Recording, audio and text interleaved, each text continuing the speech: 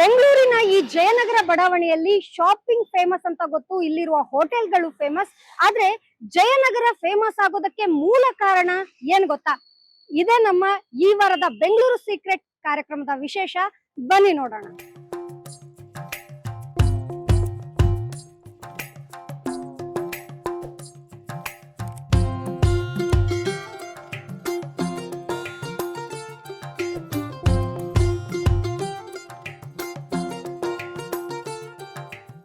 ಈ ಅದ್ಭುತವಾದ ಜಯನಗರ ಬಡಾವಣೆ ಆರಂಭ ಆಗೋದೇ ನನ್ನ ಹಿಂದೆ ಕಾಣ್ತಾ ಇರುವಂತಹ ಅಶೋಕ ಪಿಲ್ಲರ್, ಈ ಅಶೋಕ ಸ್ತಂಭದಿಂದ.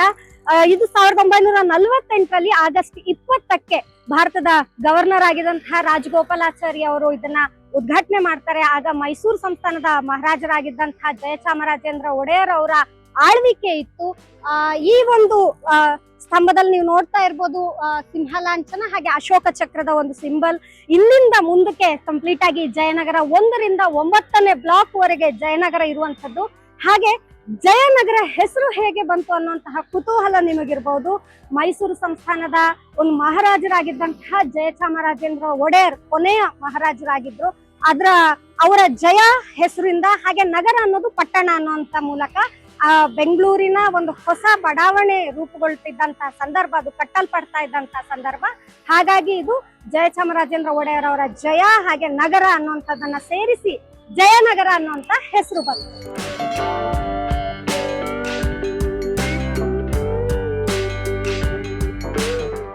ಜಯನಗರದ ಇನ್ನೊಂದು ವಿಶೇಷ ಅಂದ್ರೆ ಇಡೀ ಕರ್ನಾಟಕವನ್ನ ಹಸಿವು ಮುಕ್ತಗೊಳಿಸೋದಕ್ಕೆ ಸಿಎಂ ಸಿದ್ದರಾಮಯ್ಯ ಏನು ಆರಂಭ ಮಾಡಿದ ಇಂದಿರಾ ಕ್ಯಾಂಟೀನ್ ಇದೇ ಜಯನಗರದಲ್ಲಿ.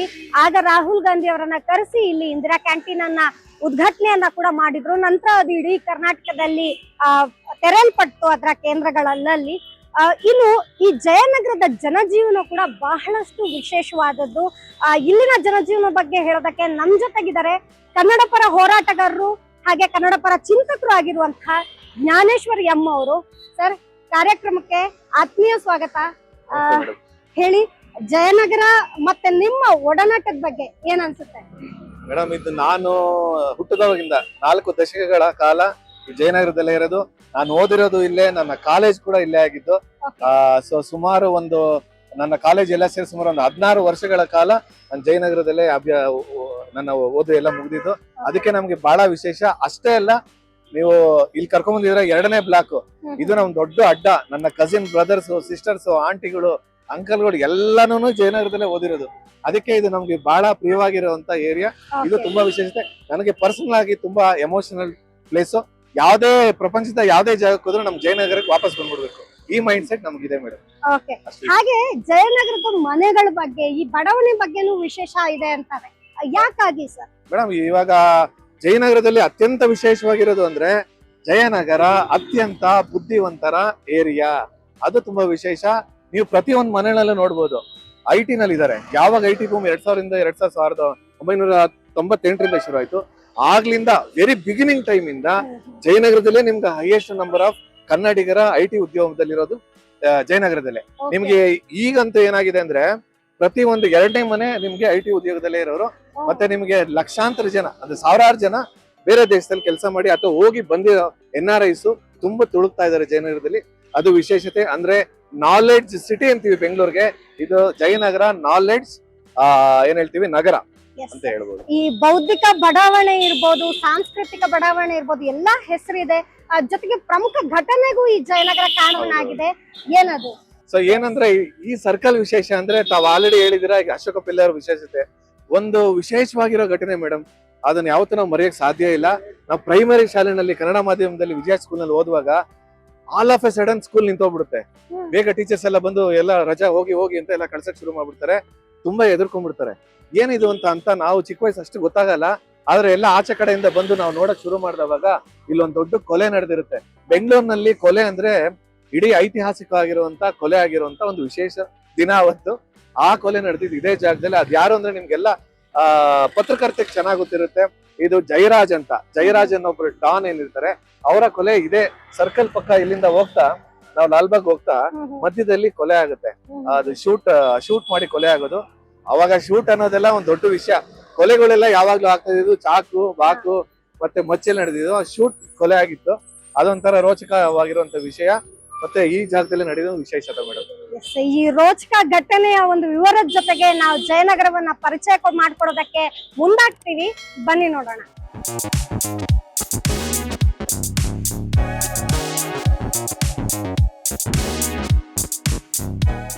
ಜಯನಗರ ಪ್ರಮುಖವಾಗಿ ಎಂಟ್ರಿ ವಿಜಯ ಕಾಲೇಜ್ ಕಡೆಯಿಂದ ಆದಾಗ ಈ ರಸ್ತೆಯ ಮಧ್ಯ ಒಂದು ಸರ್ಕಲ್ ಕಾಣಿಸ್ಬೋದು. ಯಾವತ್ತು ನಾವ್ ಅದನ್ನ ಸರ್ಕಲ್ ಅಂತಲೇ ಅನ್ಕೊಂಡಿದ್ವಿ, ಆದ್ರೆ ಇದು ಕೇವಲ ವೃತ್ತ ಅಲ್ಲ, ಅದೊಂದು ಸಮಾಧಿ. ಯಾರು ಸಮಾಧಿ ಅನ್ನೋದಕ್ಕೆ ಉತ್ತರ ಕೊಡ್ತಾರೆ ಈ ಸ್ಥಳದ ಒಂದು ಹಿಂದಿನಿಂದಲೂ ನಿವಾಸಿ ಆಗಿರುವಂತಹ ಸುರೇಶ್ ಅವರು, ಜ್ಞಾನೇಶ್ವರ್ ಅವರ ಸ್ನೇಹಿತರ ಬಳಗ ನಮ್ ಜೊತೆಗಿದೆ. ಸರ್ ನಮಸ್ತೆ. ನಮಸ್ತೆ ಮ್ಯಾಮ್. ವಿಜಯ ಕರ್ನಾಟಕಕ್ಕೆ ಸ್ವಾಗತ ನಿಮಗೆ. ನಮಸ್ತೆ ಮೇಡಮ್. ಇದೊಂದು ಕೇವಲ ವೃತ್ತ ಅಲ್ಲ, ರಸ್ತೆ ಮಧ್ಯದಲ್ಲಿ ಇರುವಂತಹ ಸಮಾಧಿ ಅನ್ನುವಂತ ಕುತೂಹಲಕಾರಿ ಮಾಹಿತಿ ಹೇಳ್ತಿದ್ವಿ. ಯಾರದು, ಏನು ಇಲ್ಲಿಗೆ ಮಹತ್ವ? ಈ ಸಮಾಧಿ ಬಂದು ಎಂಟೈರ್ ಜಯನಗರದಲ್ಲಿ ಏನಿದೆ, ಇಮ್ಮಡಿ ಕೆಂಪೇಗೌಡರ ಟೈಮ್ ನಲ್ಲಿ ಒಬ್ಬರು ದಂಡನಾಯಕರಾಗಿದ್ರು. ಇವರ ಗುರುಕಾರ ಕನಕನಾಯಕರು ಅಂತ ಅವ್ರ ಸಮಾಧಿ ಇದು. ಅವ್ರು ಈ ಲಾಲ್ಬಾಗ್ ವಾಚ್ ಟವರ್ ಅಲ್ಲಿ ಏನಿದೆ ಅದ್ರದ ಕಾವಲುಗಾರರಾಗಿದ್ರು. ಆ ಕಾವಲುಗಾರರ ತಂಡಕ್ಕೆ ಇವರು ನಾಯಕರಾಗಿದ್ರು. ಅವರು ಎಂಟೈರ್ ಪಾಳೆಯ ಬಂದ್ಬಿಟ್ಟು ಅವ್ರ ಸೈನಿಕರದ ಟೀಮ್ ಅಲ್ಲಿ ಕನಕನ ಪಾಳ್ಯದಲ್ಲಿ ಇದ್ದರು. ಸೊ ಅದಕ್ಕೆ ಕನಕನ ಪಾಳೆಯ ಅಂದ್ರೆ ಸೈನಿಕರ ಒಂದು ಕ್ಯಾಂಪ್. ಸೊ ಕನಕನಾಯಕರು ಪಾಳೆಯ ಇಲ್ಲಿತ್ತು. ಅವ್ರೇನು ಜಯನಗರ ಪ್ರಾರಂಭ ಆಗೋದಕ್ಕೂ ಮೊದಲು ಫುಲ್ ಎಲ್ಲ ಕಾಡುಗಳೆಲ್ಲ ಇತ್ತು. ಇಲ್ಲಿಂದ ಹೊಸೂರ್ ಕಡೆಯಿಂದ ಅಥವಾ ಬೇಗೂರ್ ಕಡೆಯಿಂದ ಕೆಂಪೇಗೌಡರ ಕೋಟೆಗೆ ಮುತ್ತಿಗೆ ಹಾಕಕ್ ಬರೋ ಶತ್ರುಗಳನ್ನ ತಡೆಯೋಕ್ಕೋಸ್ಕರ ಇಲ್ಲಿ ಲಾಲ್ಬಾಗ್ ಟವರ್ ಹತ್ರ ಅವ್ರದೊಂದು ಪಾಳೆ ಇತ್ತು. ಅವ್ರು ಯಾರೇ ಶತ್ರುಗಳು ಬಂದ್ರು ಅವರು ಅದನ್ನ ತಡೆದು ಬ್ಯೂಗಲ್ ಊದಿ ಅಲ್ಲಿ ಎಚ್ಚರಿಕೆ ಕೊಡೋರು ಕೋಟೆಗೆ. ಅವಾಗ ತಕ್ಷಣ ಕೋಟೆಯನ್ನ ಬಾಕ್ಲು ಹಾಕೊಂಡು ಇಲ್ಲಿ ಯುದ್ಧಗಳಾಗ್ತಿತ್ತು. ಇದೇನ್ ಲಾಲ್ಬಾಗ್ ಇದೆ ಮೊದಲೆಲ್ಲ ಒಂದು ವಾರ್ ಫೀಲ್ಡ್ ಆಗಿತ್ತು. ವಾರ್ ಫೀಲ್ಡ್ ಆಗಿ ಅಲ್ಲಿ ಕನಕನಾಯಕರ ಇನ್ಚಾರ್ಜ್ ಅಲ್ಲಿ ಅದು ಇನ್ಚಾರ್ಜ್ ಇತ್ತು ಮೇಡಮ್. ಹಾಗಾದ್ರೆ ಈಗ್ಲೂ ಈ ಕನಕನ ಪಾಳ್ಯದಲ್ಲಿ ಕನಕನಾಯಕರ ಒಂದು ಅವ್ರ ವಂಶಸ್ಥರು ಅವರ ಸಂಬಂಧಿಕರು ಎಲ್ಲ ಅವರೇ ಇದಾರೆ ಮೇಡಮ್. ಸುಮಾರು 500 ವರ್ಷಗಳಿಂದ ಇಲ್ಲಿ ನಿವಾಸಿಗಳಾಗಿದ್ದೀವಿ. ಜಯನಗರ ಪ್ರಾರಂಭ ಆಗೋದಕ್ಕೂ ಮೊದಲು ಕನಕನಪಾಳ್ಯನೇ ಮೂಲ ಇತ್ತು. ಕನಕನಪಾಳ್ಯ ಮೂಲ ಇತ್ತು. ಕನಕನಾಯಕರ ಸಂಬಂಧಿಕರೇ ಹೆಚ್ಚಾಗಿದ್ದಾರೆ. ಆ ಜಯನಗರ 1948 ಅಲ್ಲಿ ಸ್ಟಾರ್ಟ್ ಆದಾಗ ಕನಕನಪಾಳ್ಯದ ನಿವಾಸಿಗಳ ಜಮೀನುಗಳೇ ಜಯನಗರ 9 ಬ್ಲಾಕ್ ವರೆಗೂ ಇತ್ತು. ಸೊ ಆಮೇಲೆ ಬಿಡಿ ಅವರ CIT ಬರೋದನ್ನ ಅಕ್ವೈರ್ ಮಾಡ್ಕೊಂಡು ಈ ಊರಿನ ಮಾತ್ರ ಹಳೆ ಊರನ್ನ ಕನಕನಪಾಳ್ಯ ಅಂತ ಉಳಿದಿದ್ದನ್ನ ಜಯನಗರ ಅಂತ ಮಾಡಿದ್ರು. ಹೆಂಗೆ ನಮ್ಗೆ ಈ ಸ್ವತಂತ್ರ ಬಂತು ಭಾರತಕ್ಕೆ, ಅವಾಗ ಜಯನಗರ ಅದರ ಜ್ಞಾಪಕಾರ್ಥವಾಗಿ ಮಾಡಿದ್ರು. ಇದಕ್ಕೆ ಜಯಚಾಮರಾಜೇಂದ್ರ ಒಡೆಯರ್ ಅವರು ಅದನ್ನ ಉದ್ಘಾಟನೆ ಮಾಡಿದ್ರು. ಅವರ ಹೆಸರು ಸೇರಿ ಜಯನಗರ ಅಂತ ಆಗಿ ಏಷ್ಯಾದಲ್ಲಿ ಸುಸಜ್ಜಿತವಾದ ಒಂದು ಬಡಾವಣೆ ಆಯ್ತು. ಅದರ ಎಲ್ಲಾ ಜಮೀನು ಬಂದು ಕನಕನಾಯಕರ ವಂಶಸ್ಥರು ಕನಕನಪಾಳ್ಯ ನಿವಾಸಿಗಳದ್ದು ಮೇಡಮ್. ಎಂಟರ್ ನಿಮ್ಗೆ ಮಾಧವನ್ ಪಾರ್ಕ್ ಆಗ್ಬೋದು, ಅಲ್ಲಿ ಸ್ವಿಮ್ಮಿಂಗ್ ಪೂಲ್ ಆಗ್ಬೋದು, ಎಲ್ಲ ನಮ್ಮ ಊರಿನವ್ರದ್ದು. ಅಲ್ಲಿಂದ ಊರಿನವ್ರ ಜಮೀನುಗಳಾಗಿದೆ. ಆಮೇಲೆ ಇಲ್ಲಿ ಏನ್ ಕಾಣ್ತಾ ಇದೆ, ಲಾಲ್ಬಾಗ್ ಕೆರೆ ಕೂಡ ಮೊದಲು ಕನಕನಪಾಳ್ಯ ಕೆರೆ ಅಂತ ನಮ್ಮ ಗ್ರಾಮದವ್ರು ಯೂಸ್ ಮಾಡ್ತಾ ಇದ್ದಿದ್ದು. ಏನ್ ಕಾಂಪೌಂಡ್ ಎಲ್ಲ ಇರ್ಲಿಲ್ಲ. ಅದಕ್ಕೆ ಇವಾಗ ಕ್ರಮೇಣ ಅದು ಲಾಲ್ಬಾಗ್ ಆಯ್ತು. ಹೆಂಗೆ ಇಮ್ಮಡಿ ಕೆಂಪೇಗೌಡರು 30 ಎಕರೆ ಜಮೀನ್ ಕೊಟ್ಟು ಕೆಂಪೈನ ತೋಟ ಅಂತ ಮೊದಲು ಮಾಡಿ, ಆನಂತರ ಅದನ್ನ ಹೈದರಾಲಿಯವ್ರು ಬಂದು 250 ಎಕರೆಗೆ ವಿಸ್ತರಿಸಿ ಅದನ್ನ ಕೆಂಪು ಹೂವಿನ ತೋಟ ಲಾಲ್ಬಾಗ್ ಅಂತ ಅವರು ಉರ್ದು ಭಾಷೆಗೆ, ಪರ್ಷಿಯಾ ಭಾಷೆಗೆ ಅದನ್ನ ತರ್ಜುಮೆ ಮಾಡಿದ್ರು. ಅದಕ್ಕೂ ಮೊದಲು 30 ಎಕರೆ ಕೆಂಪೇಗೌಡರು ಕೊಟ್ಟು ಕೆಂಪೈನ ತೋಟ ಇತ್ತು. ನಾವು ಅದೆಲ್ಲ ಲಾಲ್ಬಾಗ್ ಈ ಕೆರೆ ಎಲ್ಲ ನಾವು ಯೂಸ್ ಮಾಡ್ಕೊಳ್ತಾ ಇದ್ದೋ. ನಮ್ದೇನಿದೆ ಎಂಟರ್ ಜಯನಗರಕ್ಕೆ ಗ್ರಾಮ ದೇವತೆ ಪಟಾಲಮ್ಮ ತಾಯಿ. ಆ ಪಟಾಲಮ್ಮ ತಾಯಿನ ಈ ಕನಕನಪಾಳ್ಯ ಕೆರೆಯಲ್ಲಿ ನೀರ್ನ ಸ್ನಾನ ಮಾಡಿಸಿ ಇಲ್ಲಿಂದ 9 ಬ್ಲಾಕ್ ಏನಿದೆ ಜಯನಗರದಲ್ಲಿ ಅಷ್ಟು ಜನ ಉತ್ಸವನ ಆರತಿ ಜೊತೆ ಪ್ರತಿ 3 ವರ್ಷಕ್ಕೊಮ್ಮೆ ಉತ್ಸವ ಮಾಡ್ತಾ ಇದ್ರು. ಈಗ ಇದು ಕ್ಲೋಸ್ ಮಾಡಿದ್ಮೇಲೆ ಹಿಂದೆ ಒಂದು ಕನಕ ಪಟಾಲಮ್ಮ ಅಂತ ಬಾವಿ ಅಂತಾನೆ ಮಾಡಿದೀವಿ. ಅಲ್ಲಿಂದ ದೇವ್ರನ್ನ ಸ್ನಾನ ಮಾಡಿಸಿ ಇಲ್ಲಿಂದ ಉತ್ಸವ ಸ್ಟಾರ್ಟ್ ಮಾಡ್ತೀವಿ. ಪ್ರತಿ 5 ವರ್ಷಕ್ಕೆ 3 ವರ್ಷಕ್ಕೊಂದ್ಸಲ ಆಗುತ್ತೆ. ಈಗ 2025 ಆಗಿದೆ, 28ಕ್ಕೆ ಆಗುತ್ತೆ. ಎಲ್ಲಾ ಜಯನಗರ ನಿವಾಸಿಗಳು ಆ ಯಮುನ ಆರತಿಗಳ ಮೂಲಕ ಜಯನಗರ 3ನೇ ಬಡಾವಣೆಯಲ್ಲಿರೋ ಪಟಾಲಮ್ಮ ದೇವಸ್ಥಾನದಲ್ಲಿ ಕೊಂಡೆ ಹಾಯೋ ಮೂಲಕ ಕ್ಲೋಸ್ ಮಾಡ್ತಾರೆ. ಇವಾಗ ಸಂಪ್ರದಾಯ ಹಾಗೆ ಮುಂದುವರ್ಸ್ಕೊಂಡು ಹೋಗ್ತಾ ಇದೀವಿ ಮೇಡಮ್. ಬಹಳ ಅದ್ಭುತವಾದಂತಹ ಮಾಹಿತಿಯನ್ನ ನಮಗೆ ಸುರೇಶ್ ಕುಮಾರ್ ಅವರ ಕೊಟ್ಟರು. ಈ ಕನಕನ ಪಾಳ್ಯ ಆಗಿರ್ಬೋದು, ಕನಕನಾಯಕರ ಹಿಸ್ಟ್ರಿ ಆಗಿರ್ಬೋದು, ಕೆಂಪೇಗೌಡರ ಕಾಲದಿಂದಲೂ ದಂಡನಾಯಕನಾಗಿ ಲಾಲ್ಬಾಗನ್ನ ಕಾಪಾಡಿ, ಬೆಂಗಳೂರನ್ನ ಕಾಪಾಡಿ, ಕಡೆಗೆ ಈಗಲೂ ಅವರ ವಂಶಸ್ಥರು ಈ ಒಂದು ಕನಕನ ಪಾಳ್ಯದಲ್ಲಿ ಇರುವಂತದ್ದು. ಅವರ ಮನೆಗಳಲ್ಲಿ ಆಯುಧಗಳು ಈಗಲೂ ಕಾಣಸಿಗುತ್ತೆ. ಆಯುಧಗಳೆಲ್ಲ ಫೋಟೋಗಳೆಲ್ಲ ಇದ್ರಲ್ಲಿ ಇದೆ. ಅಂಡ್ ಅವರ ಸಮಾಧಿ ಕೂಡ ಇವಾಗೂ ಕೂಡ ಲಾಲ್ಬಾಗ್ ಇದ್ರಿಂದ ಬೆಟ್ಟದ ಕೆಳಗಡೆ ಹೋದ್ರೆ ಅಲ್ಲಿ ಅವ್ರದ್ದು ವೀರ್ಗಲ್ ಇದೆ ಮೇಡಮ್. ಕನಕನಾಯಕರದ್ದು ವೀರ್ಗಲ್ ಇವಾಗೂ ಕೂಡ ನೀವು ನೋಡ್ಬೋದು ಅಲ್ಲಿ. ಮುಂದುವರಿಯೋಣ.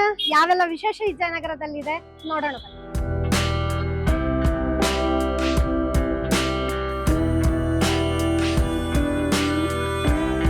ಜಯನಗರ 2ನೇ ಬ್ಲಾಕ್ ಇನ್ನೊಂದು ಬಹಳ ಮುಖ್ಯ ವಿಷಯಕ್ಕೆ ಫೇಮಸ್ ಅಂತಿದ್ರಿ. ಚಲನಚಿತ್ರ ನಟರಿಗೂ ಇದು ಫೇಮಸ್. ಅವರ ಮನೆಗಳಿದ್ದಂತಹ ಜಾಗ. ಹೇಳಿ, ಈ ಸ್ಥಳದಲ್ಲಿ ಯಾರ ಮನೆ ಇತ್ತು ಸರ್? ಜಯನಗರದಲ್ಲಿ ಮೊದಲು ನಾವು ನೆನೆಸ್ಕೊಬೇಕಾಗಿರೋದು ಇಡೀ ಕರ್ನಾಟಕ ಚಿತ್ರರಂಗದಲ್ಲಿ ಎಲ್ಲರನ್ನು ನಡಗಿಸಿ ಅಲ್ಲಾಡಿಸಿದ ನಟ ಭಯಂಕರ ಹಾಗೂ ನಮ್ಮ ಡಾಕ್ಟರ್ ರಾಜ್ಕುಮಾರ್ ಅವರಿಗೆ ಅತ್ಯಂತ ಇಷ್ಟವಾಗಿರುವಂತ ಒಬ್ಬ ನಟ, ರಂಗಭೂಮಿ ಕಲಾವಿದರು, ಅತ್ಯಂತ ದಶಕಗಳ ಕಾಲ ರೂಲ್ ಮಾಡಿದಂಥವ್ರು ಅವರೇ ನಮ್ಮ ವಜುಮುನಿ, ಶ್ರೀ ವಜುಮುನಿ ಅವರು. ಅವರ ಒಂದು ಸ್ವಂತ ಮನೆ ಇಲ್ಲಿ ಮುಂಚೆ ಇತ್ತು, ಅದೀಗ ಬೇರೆ ರೀತಿ ಆಗಿದೆ. ಅದು ತುಂಬಾ ವಿಶೇಷವಾಗಿರೋದು, ಒಂದು ಐತಿಹಾಸಿಕ ಸ್ಥಳ ಅಂತಾನೆ ಹೇಳ್ಬೋದು. ವಿಶೇಷವಾಗಿ ನಮ್ಮ ಕನ್ನಡ ಚಿತ್ರರಂಗಕ್ಕೆ ಇದು ಐತಿಹಾಸಿಕ ಸ್ಥಳ ಅಂತಾನೆ ಹೇಳ್ಬೋದು. ಇಲ್ಲಿ ನೋಡ್ತಾ ಇರ್ಬೋದು ಅವರ ಮನೆ, ಅವರ ಹೆಸರು ಈಗ್ಲೂ ಕೂಡ ಇಲ್ಲಿ ಅಚ್ಚಳಿಯದೆ ಇರುವಂತದ್ದು. ಮೊದ್ಲು ಇದೇ ಜಾಗದಲ್ಲಿ ಮನೆ ಇತ್ತು ಅವ್ರದ್ದು, ಚಿಕ್ಕ ಮನೆ. ಹೇಗೆ ಕನ್ನಡಿಗರನ್ನ ಹೇಗೆ ಬೆಳಿಬಹುದು, ಕನ್ನಡಿಗರು ಹೇಗೆ ಬೆಳೆಸ್ತಾರೆ ಅನ್ನೋದಕ್ಕೆ ಇದೇ ಒಂದು ಉದಾಹರಣೆ. ವಜ್ರಮುನಿ ಅವರು ಚಲನಚಿತ್ರ ಫೀಲ್ಡ್ ಅಷ್ಟೇ ಅಲ್ಲದೆ ರಾಜಕೀಯವಾಗಿ ಕೂಡ ಅವರ ಕುಟುಂಬದ ಪಾತ್ರ ಇತ್ತು. ಏನ್ ಸರ್? ಅದೇ, ಅದು ಅವರ ತಾಯಿ ವರದಮ್ಮ ಮತ್ತೆ ಅವ್ರ ತಂದೆ ವಜ್ರಪ್ಪ ಇಲ್ಲಿ ಆಲ್ರೆಡಿ ನೋಟೆಡ್ ಪರ್ಸನಾಲಿಟಿ ಆಗಿದ್ರು ಅನ್ನೋದು ಒಂದು ವಿಶೇಷ. ಮತ್ತೆ ಅವ್ರು ಕಾರ್ಪೊರೇಟರ್ ಆಗಿದ್ರು ಅವ್ರ ತಂದೆ. ಅವ್ರ ಹೆಸರು ಕೂಡ ವಜ್ರಪ್ಪ ಅಂತ. ವಜ್ರಮುನಿ ಅವರ ತಂದೆ ವಜ್ರಪ್ಪ. ಸೊ ಈ ವಜ್ರಮುನೇಶ್ವರ ಅಂತ ನಿಮ್ಗೆಲ್ಲ ಗೊತ್ತು, ತುಂಬಾ ಫೇಮಸ್ ದೇವಸ್ಥಾನ ಇದೆ. ಆ ಒಂದು ಅವರ ಮನೆ ದೇವರಾಗಿರೋದ್ರಿಂದ ಅವರೆಲ್ಲ ವಜ್ರ ಅಂತ ಇಟ್ಕೊಂಡಿರೋದು ವಿಶೇಷತೆ. ಸೊ ನಮ್ಮ ಕರ್ನಾಟಕಕ್ಕೂ ಅವರ ಒಂದು ಮುಕುಟಪ್ರಾಯವಾಗಿರುವಂತ ವಜ್ರಾನೆ ಅಂತ ಹೇಳ್ಬೋದು. ಮತ್ತೆ ಅವರ ಚಿಕ್ಕಪ್ಪ ಕೂಡ ಇಲ್ಲಿ ಮಿನಿಸ್ಟರ್ ಆಗಿ, ನಿಮ್ಗೆಲ್ಲ ಗೊತ್ತು, ಇದು ತುಂಬಾ ಫೇಮಸ್ ಆಗಿರೋದು ಈ ಸಾಗರ್ ಆಟೋಮೊಬೈಲ್ಸ್, ಈ ಸಾಗರ್ ಅಂತ ಎಲ್ಲಾ ಬರ್ದಿರೋ ಇನ್ಸ್ಟಿಟ್ಯೂಷನ್ಸ್ ಎಲ್ಲ ಅವ್ರದ್ದೇನೆ. ಅದು ಕೂಡ ಅವ್ರದ್ದು ಒಂದು ವಿಶೇಷತೆ ಅಂತ ಹೇಳ್ಬೋದು. ಸೊ ಈ ಒಂದು ಜಾಗದಲ್ಲಿ ಅವರ ಮನೆತನ ದೊಡ್ಡ ಮನೆತನ ಅಂತ ಹೇಳೋದಕ್ಕೆ ಒಂದು ಇದು ಕುರುಹು ಅಂತ ಹೇಳ್ಬೋದು ಮೇಡಮ್. ಇದು ಈಗ ಸೆಕೆಂಡ್ ಬ್ಲಾಕ್ ಆಯ್ತು ಸರ್. ಇನ್ನು ಪ್ರಮುಖವಾದ ನೆಕ್ಸ್ಟ್ ತುಂಬಾ ಮುಖ್ಯ ನಮಗೆ ಜಯನಗರ 4th ಬ್ಲಾಕ್. ಅಲ್ಲೋಗೋಣ ಬನ್ನಿ, ಕಾಂಪ್ಲೆಕ್ಸ್ ನೋಡೋಣ ಬನ್ನಿ.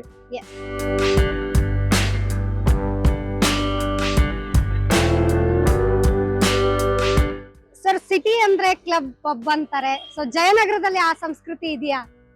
ಹಿಂದೆ ಪಬ್ ಸಂಸ್ಕೃತಿ ಅಷ್ಟಿರ್ಲಿಲ್ಲ ಜಯನಗರದಲ್ಲಿ. ಎಲ್ಲ ಸಣ್ಣ ಸಣ್ಣ ಪುಟ್ಟ ಬಾರ್ಗಳಿದ್ದು, ದೊಡ್ಡ ದೊಡ್ಡ ಪಬ್ ಇರ್ಲಿಲ್ಲ ಆ ಟೈಮಲ್ಲಿ. ಆದ್ರೆ ತುಂಬಾ ಈ ಒಂದು ಬುದ್ಧಿವಂತರ ಜಾಗ ಅಂತ ಹೇಳ್ತೀವಲ್ಲ, ದುಡ್ನಲ್ಲೂ ಅಷ್ಟೇ ಶಕ್ತಿವಂತರು ಇದ್ದಾರೆ ಅನ್ನೋದಕ್ಕೆ ಈ ಕಾಸ್ಮೋಪಾಲಿಟನ್ ಕ್ಲಬ್ಬೇ ಒಂದು ವಿಶೇಷ. ಇಡೀ ಜಯನಗರಕ್ಕೆ ಇದು ಅತ್ಯಂತ ಕಾಸ್ಟ್ಲಿ ಕ್ಲಬ್ ಮೆಂಬರ್ಶಿಪ್ ಇದಕ್ಕೆ. ಮತ್ತೆ ತುಂಬಾ ಸೊಫಿಸ್ಟಿಕೇಟೆಡ್ ಆಗಿದೆ. ಈಗಂತೂ ನೀವು ತಗೊಳಕ್ಕೆ ಸಾಧ್ಯ ಇಲ್ಲ, ಅಷ್ಟು ಕಾಸ್ಟ್ಲಿ ಆಗಿದೆ. ಬಟ್ ತುಂಬಾ ಚೆನ್ನಾಗಿದೆ. ಒಂದು ಲಕ್ಸುರಿ ಮಾರ್ಕ್ ಅಂತ ಹೇಳೋದು. ಕನ್ನಡಿಗರು ಯಾವತ್ತು ಬಡವರಾಗಿರ್ಬಾರ್ದು, ಸಾಕಾರ ಕೂಡ ಆಗಿರ್ಬೇಕು. ಅದನ್ನ ಸಾಕಾರ ಆಗಿದೀವಿ ಕನ್ನಡಿಗರು ಅನ್ನೋದಕ್ಕೆ ಇದೊಂದು ಮಾರ್ಕ್ ಅಂತ ಹೇಳ್ಬೋದು. ಮತ್ತೆ ಒಳಗಡೆ ಸ್ವಿಮ್ಮಿಂಗ್ ಪೂಲ್ ಇದೆ. ಮತ್ತೆ ಈ ಜಯನಗರದು ದೊಡ್ಡ ಫೀಲ್ಡ್ ಇದೆ, ಸ್ಪೋರ್ಟ್ಸ್ ಅವೆನ್ಯೂ ಇದು. ಸೊ ಇಂಟರ್ನ್ಯಾಷನಲ್ ಸ್ಟ್ಯಾಂಡರ್ಡ್ ಇರುವಂತ ಒಂದು ಸ್ಪೋರ್ಟ್ಸ್ ಅವೆನ್ಯೂ ಇದು. ಇದು ಪ್ರೈಡ್ ಆಫ್ ಜಯನಗರ ಅಂತ ಹೇಳ್ಬೋದು. ಎಷ್ಟಿರುತ್ತೆ ಸರ್ ಅಂದಾಜು ಕುತೂಹಲಕ್ಕಾಗಿ? ನನ್ಗೇನೋ ಒಂದು ಇವಾಗ 20 ಲಕ್ಷ 30 ಲಕ್ಷ ಇರ್ಬೋದು ಅನ್ಕೋತೀನಿ. ಮುಂಚೆ ಎಲ್ಲ 1-1.5 ಲಕ್ಷ ಇತ್ತು. ಮೋಸ್ಟ್ಲಿ ಪ್ರಾಬ್ಲಮ್ 10 ಲಕ್ಷದ ಮೇಲೆ ಇರುತ್ತೆ ಖಂಡಿತವಾಗಿ. ರಿಯಲ್ ಎಸ್ಟೇಟ್ ಆಗಿ ಜಯನಗರ ಎಷ್ಟು ಕಾಸ್ಟ್ಲಿಯೋ ಅದೇ ರೀತಿ ಇಲ್ಲಿ ಪೊಲಿಟಿಕಲಿ ಕೂಡ ಬಹಳ ಫೇಮಸ್ ಜಯನಗರ. ಯಾಕಂದ್ರೆ ಇಲ್ಲಿಯ ಕಾರ್ಪೊರೇಟರ್ ಗಂಗಾಂಬಿಕೆ ಅವರು ಬೆಂಗಳೂರು ಮೇಯರ್ ಆಗಿ ಬೆಂಗಳೂರಿನ ಆಡಳಿತವನ್ನ ಕೂಡ ನಡೆಸಿದ್ರು. ಹಾಗೆ ಇಲ್ಲಿನ ಶಾಸಕರ ಬಗ್ಗೆ ನೀವು ಹೇಳ್ಬೋದು. ಅಂದ್ರೆ ಪ್ರಮುಖವಾಗಿ ಇದ್ದಂತ ರಾಮಲಿಂಗಾರೆಡ್ಡಿ ಅವರು ನಂತರ ಅವರ ಮಗಳಿಗೆ ಹಸ್ತಾಂತರ ಮಾಡಿದ್ರು. ರಾಮಲಿಂಗಾರೆಡ್ಡಿ ಅವರು ನಮ್ಮ ತಂದೆಗೆ ಸ್ವಲ್ಪ ಪರಿಚಯ ಇದ್ರು ಆ ಟೈಮ್ ನಲ್ಲಿ. ಇನ್ಫ್ಯಾಕ್ಟ್ ಹೇಳ್ಬೇಕಂದ್ರೆ ನಮ್ಮ ತಂದೆಗೆ ಕಾಂಗ್ರೆಸ್ ಕಡೆಯಿಂದ ಇಲ್ಲಿ ಕಾರ್ಪೊರೇಟ್ ಟಿಕೆಟ್ ಕೊಡಕ್ಕೂ ಸಿದ್ಧವಾಗಿದ್ರು ಆ ಚಿಕ್ಕ ವಯಸ್ಸಿನಲ್ಲಿ. ನಮ್ ತಂದೆ ಪೊಲಿಟಿಕಲ್ ಗಾಂಧಿವಾದಿ ನಮ್ ತಂದೆ. ಅದಕ್ಕೆ ಪೊಲಿಟಿಕಲ್ ಅಫೇರ್ ಬೇಡ ಅಂತ ರಿಜೆಕ್ಟ್ ಮಾಡಿದ್ರು. ಅವ್ರಿಗೆ ಪರ್ಮಿಷನ್ ಕೇಳಿದವಾಗ ರಾಮಲಿಂಗಾರೆಡ್ಡಿ ಅವರು ಮೊದಲನೇ ಲಿಸ್ಟ್ ಅಲ್ಲೇನೆ ನಮ್ಮ ಶಾಲೆನ ಅಪ್ರೂವ್ ಮಾಡಿದ್ರು. ಆ ಶಾಲೆನ ನಮ್ ತಂದೆ ಬೇರೆಯವ್ರಿಗೆ ವಹಿಸಿ ಅದು ಮುಂದುವರಿಸಲಿಲ್ಲ. ಬಟ್ ಆ ಒಂದು ಜ್ಞಾಪಕ ನನಗಿದೆ. ಒಳ್ಳೆ ಕೆಲಸ ಮಾಡ್ತಿದ್ದಾರೆ. ಅದ್ರ ಬಗ್ಗೆ ನಾವು ಖಂಡಿತವಾಗ್ಲೂ ಅವ್ರಿಗೆ ಅದು ಕನ್ನಡ ಮಾಧ್ಯಮಕ್ಕೆ ಅವರು ಅಪ್ರೂವಲ್ ಕೊಟ್ಟಿದ್ರು. ಅದು ಒಳ್ಳೆ ಒಂದು ನೆನಪು. ಜೊತೆಗೆ ಇದು ಕಾಂಗ್ರೆಸ್ ಭದ್ರಕೋಟೆ ಆಗಿದ್ದು ಈಗ ಬಿಜೆಪಿ ಕೈಗೆ ಹೋಗಿರುವಂತದ್ದು. ಹಾಗೆ ಸಂಸದರು ಕೂಡ ತೇಜಸ್ವಿ ಸೂರ್ಯ ಆಗಿರುವಂತದ್ದು. ನಮ್ಮ ಕರ್ನಾಟಕ ಹೇಗೆ ಅಂದ್ರೆ ತುಂಬಾ 2,000-2,500 ವರ್ಷದಿಂದ ನಮ್ಮ ಶ್ರೀಮಂತಿಕೆ ಇದೆ. ಸೊ ಅದಕ್ಕೆ ಹೊರಗಡೆಯಿಂದ ಬರೋ ಏನೋ ಈ ಪಕ್ಷಿಗಳು ಕರ್ನಾಟಕನ ಆಳ್ಬೇಕು ಅಂತ ಕನಸು ಆಳ್ತಾ ಇದ್ದಾರೆ. ಸೊ ಕನ್ನಡಿಗರು ಹೆಚ್ಚಾಗಿ ಆಳ್ಬೇಕು ಅನ್ನೋದು ನಮ್ಮ ಒಂದು ಏನ್ ಹೇಳ್ತೀವಿ ಮೊದಲ ಆದ್ಯತೆ. ಸೊ ಏನಿದು ಕಾಂಗ್ರೆಸ್ ಭದ್ರಕೋಟೆ ಆಗಿತ್ತು. ನಂತರ ರಾಮಮೂರ್ತಿ ಅವರು 16 ಓಟಿನ ಅಂತರದಲ್ಲಿ ಜಯಗಳಿಸಿದ್ದಾರೆ. ಸೌಮ್ಯ ರೆಡ್ಡಿ ಅವರು ಇವಾಗ ಅವ್ರು 16 ಓಟಿಂದ ಕಳ್ಕೊಂಡಿದ್ದಾರೆ. ಬಟ್ ಅದು ಕೋರ್ಟ್ ನಲ್ಲಿ ಇದೆ. ಅದಿನ್ನೂ ಇಷ್ಟಲ್ಲೇ ಅದು ಇತ್ಯರ್ಥ ಆಗುತ್ತಂತೆ. ಯಾರಿಗೆ ಆ ಶಕ್ತಿ ಒಲಿತಾಳೋ ಇನ್ನೂ ಗೊತ್ತಿಲ್ಲ, ನೋಡೋಣ.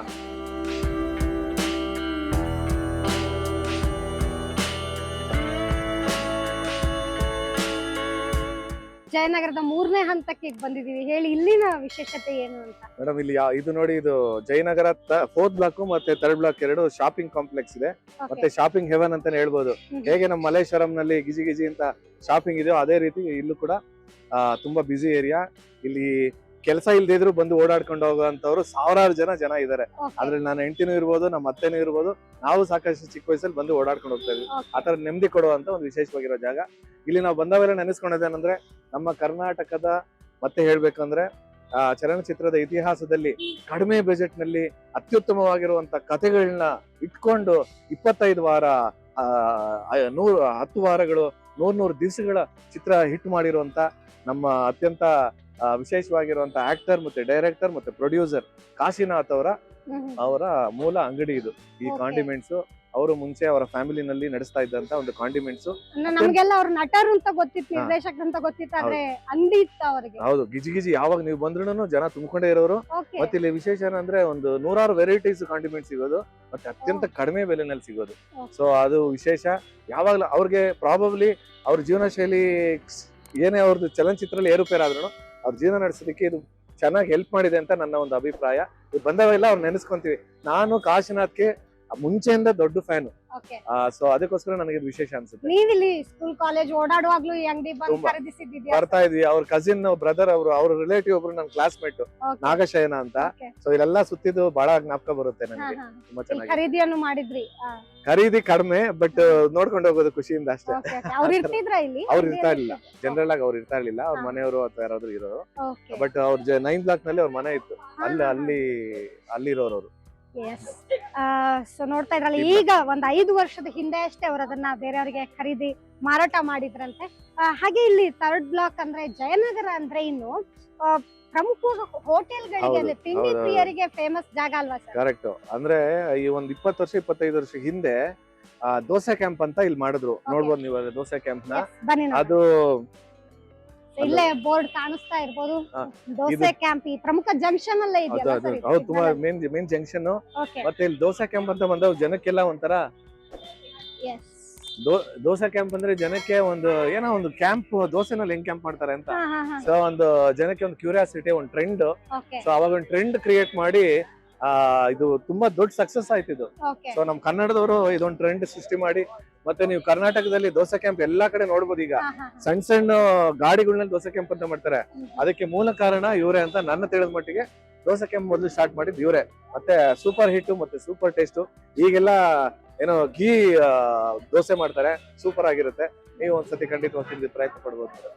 ಜೊತೆಗೆ ಈ ಮರ ಹೇಗೆ ಹೆಮ್ಮರವಾಗಿ ಇದು ನಮ್ಗೆ ಬೆಳ್ದಿದ್ಯೋ ಅಂದ್ರೆ ಇಲ್ಲಿ. ನೋಡಿ, ಇದು ಸುಮಾರು ಒಂದು 200 ಅಡಿ ಸುತ್ತಳತೆ ಇದೆ. ಹೌದು. ಎಲ್ಲಿ ಬಿಸಿಲಿದ್ರು ಇಲ್ಲಿ ಬಂದು ನಿಂತ್ಕೊಂಡ್ರೆ ತಣ್ಣಗಿರುತ್ತೆ. ಸೊ ಈ ಜಯನಗರ ಅಂದ್ರೆ ನಮ್ಗೆ ಅಷ್ಟು ಖುಷಿ. ನೀವು ಪ್ರತಿ ರಸ್ತೆನಲ್ಲಿ ನೋಡಿದ್ರೆ ನಿಮ್ಗೆ ಇಂಥ ದೊಡ್ಡ ದೊಡ್ಡ ಮರಗಳು ಯಾವತ್ತಿದ್ರು ಇರುತ್ತೆ. ಒಂದ್ ಸ್ವಲ್ಪ ಎಷ್ಟೇ ಬಿಸಿಲಿದ್ರು ಇಲ್ಲಿ ಜನ ಅದಕ್ಕೆ ಏನಕ್ಕೆ ಶಾಪಿಂಗ್ ಇಷ್ಟಪಡ್ತಾರೆ ಅಂದ್ರೆ ಇಲ್ಲಿ ಬಿಸಿಲೇ ಇಲ್ಲ. ಜಯನಗರ ಶಾಪಿಂಗ್ ಕಾಂಪ್ಲೆಕ್ಸ್ ಬಂದ್ರೆ ಬಿಸಿಲಿಲ್ಲ. ಇದೇ ತರ ಎಲ್ಲಾ ಕಡೆ ನೆರಳು. Okay. ಅದು ವಿಶೇಷತೆ.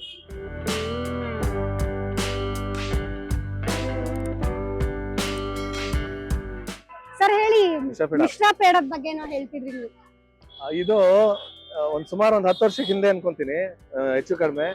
ಇಡೀ ಈ ಜಯನಗರ 4th ಬ್ಲಾಕ್ ನಲ್ಲಿ ಹೈಯೆಸ್ಟ್ ಪೇಡ್ ರೆಂಟ್ ಅಂದ್ರೆ ಇದೆ ಮಿಶ್ರಾ ಪೇಡ.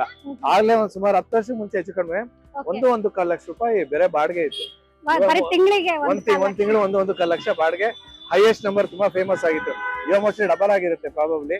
ಸೊ ತುಂಬಾ ಎಕ್ಸ್ಪೆನ್ಸಿವ್ ರೆಂಟ್ ಇರುವಂತ ಜಾಗ. ಸ್ಟಾರ್ಟ್ ಆಗಿ ಮಿಶ್ರಾ ಪೇಡ ಹೈಯೆಸ್ಟ್. ಅವಾಗ ಎಲ್ಲಾ ಕಡೆ ನ್ಯೂಸ್ ಮಿಶ್ರಾ ಪೇಡ ಅಷ್ಟು ರೆಂಟ್ ಕೊಡ್ತಾ ಇದಾರೆ ಅಂತ. ಆ ಫೇಮಸ್ ಗೆ ಜನ ಬಂದು ಇಲ್ಲಿ ತಿನ್ನೋರು. ಅಂದ್ರೆ ಸಿಹಿ ಪ್ರಿಯರು ಇಲ್ಲಿ ಜಾಸ್ತಿ ಇದಾರೆ ಸಿಹಿ ಪ್ರಿಯರ್ ಹೈಯೆಸ್ಟ್ ಇದಾರೆ. ಆಮೇಲೆ ಇದು one of the most hit Mishra peda branch ಇದು. ಸೊ ಅಷ್ಟು ಬಾಡಿಗೆ ಕೊಟ್ರು ಅವ್ರಿಗೆ ವರ್ಕೌಟ್ ಆಗುತ್ತೆ. ಸೊ ಜಯನಗರ ಅಂದ್ರೆ ಸಾಹುಕಾರರ ಮತ್ತೆ ಸಿಹಿ ತಿನ್ನೋರ ಜಾಗ. ಜನತಾ ಬಜಾರ್ ಬಗ್ಗೆ ಹಾಗೆ ಹಾ. ಹೇಳ್ತಿದ್ರಿ. ಜನತಾ ಬಜಾರ್ ನೋಡಿ, ಬಿಲ್ಡಿಂಗ್ ಹಾಗೆ ಉಳ್ಕೊಂಡಿದೆ. ಓಕೆ. ಜೈನರ ಕಾಂಪ್ಲೆಕ್ಸ್ ಅಂದ್ರೆ ನಮ್ಗೆ ದೊಡ್ಡ ಅಟ್ರಾಕ್ಷನ್ ಅಂದ್ರೆ ಜನತಾ ಬಜಾರ್. ಓಕೆ. ಜನತಾ ಬಜಾರ್ ಬಂದು ಸರ್ಕಾರದವ್ರು ಮಾಡಿರುವಂತ ಅತ್ಯದ್ಭುತವಾಗಿರುವಂತ ಒಂದು ಹೈಪರ್ ಮಾರ್ಕೆಟ್ ಅಥವಾ ಸೂಪರ್ ಮಾರ್ಕೆಟ್ ಅಂತ ಹೇಳ್ಬೋದು. ಇದು ಬೆಂಗಳೂರಿನಲ್ಲಿ ಸಂತೋಷ್ ಥಿಯೇಟರ್ ಹತ್ರ ಆದ್ಮೇಲೆ ಇದು 2ನೇದು ಮಾಡಿದ್ದು. ಸೊ ನಾವೆಲ್ಲ ಚಿಕ್ಕ ವಯಸ್ಸಲ್ಲಿ ನಮ್ ತಂದೆ ಎಲ್ಲ ಕಾರಲ್ಲಿ ಬಂದು ಪೂನಂ ಥಿಯೇಟರ್ ನಲ್ಲಿ ಫಿಲಂ ನೋಡ್ಕೊಂಡು ಇಲ್ಲಿ ಮನೆ ಗ್ರಾಸರೀಸ್ ಇದೆಲ್ಲ ತಗೊಂಡು ಮನೆಗೆ ಬೇಕಾಗಿರೋ ವಸ್ತು ಅಷ್ಟು ತಗೊಂಡು ಶಾಪಿಂಗ್ ಮಾಡ್ಕೊಂಡು ಖುಷಿಯಾಗಿ ಹೋಗ್ತಾ ಇದ್ವಿ. ಸೊ ಈಗ ಅದನ್ನ ನೆನೆಗುದ್ದಿಗೆ ಮಾಡ್ಬಿಟ್ಟಿದ್ದಾರೆ. ಬಟ್ ತುಂಬಾ ಚೆನ್ನಾಗಿತ್ತು. ಮತ್ತೆ ಈ ಟ್ರೆಂಡ್ ಇಂದಾನೇನೆ ಇವಾಗೆಲ್ಲ ಹೈಪರ್ ಮಾರ್ಕೆಟ್ ಸೂಪರ್ ಮಾರ್ಕೆಟ್ ಎಲ್ಲ ಆಗ್ಬೇಕಂದ್ರೆ ಮೊದಲನೇದು ನಿಮ್ಗೆ ನೀಲ್ಗಿರೀಸ್ ತಮಿಳ್ನಾಡವ್ರು ಬಂದ್ ಮಾಡಿದ್ರು MG ರೋಡ್ ಅಲ್ಲಿ. ಅದಾದ್ಮೇಲೆ ನಿಮ್ಗೆ ಹೈಪರ್ ಮಾರ್ಕೆಟ್ ಸೂಪರ್ ಮಾರ್ಕೆಟ್ ಅಂದ್ರೆ ಇದೇನೇನೆ ಜನತಾ ಬಜಾರ್. ಮತ್ತೆ ತುಂಬಾ ಹಿಟ್ ಆಗಿತ್ತು, ಇದು ಚೆನ್ನಾಗಿತ್ತು. ಬಟ್ ಇನ್ನೊಂದ್ಸತಿ ಸರ್ಕಾರ ಮಾಡೋದಕ್ಕೆ ನಾನು ಕೋರ್ಕೊಂತೀನಿ.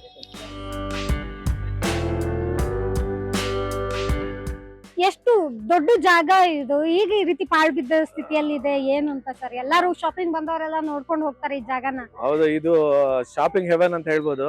ಇಲ್ಲಿರೋ ಸುತ್ತಮುತ್ತ ಲೇಡೀಸ್ ಎಲ್ಲ ಇಲ್ಲೇ ಇರೋರು, ಈ ಜಾಗದಲ್ಲೇ ಇರೋರು. ಜನತಾ ಬಜಾರ್ ಜನತಾ ಬಜಾರ್ ಪಕ್ಕ ಇದು complex, Jayanagar 4th block complex, shopping complex ಒಳಗಡೆ BDA ಕಾಂಪ್ಲೆಕ್ಸ್ ಇದು.